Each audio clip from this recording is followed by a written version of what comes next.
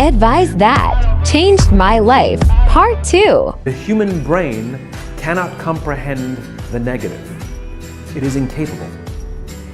Yes, it's true. I'll give you an example. Ready? Don't think of an elephant. You can't tell the human brain not to do something, right? Skiers know this.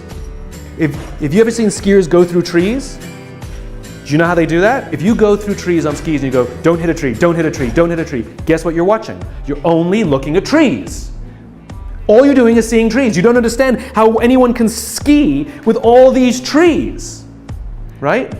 As opposed to follow the snow, follow the path, follow the path. The only thing you see is the path. It's the same thing for you. If you focus on the obstacles, all you will see is obstacles. If you focus on the path through the trees, all you will see is path through the trees. It's your choice how you choose to perceive your own career. It's literally perspective. Hey, subscribe to my YouTube channel for regular Study With Me videos, productivity tips and tricks, and motivational content that will turn you into the best version of yourself.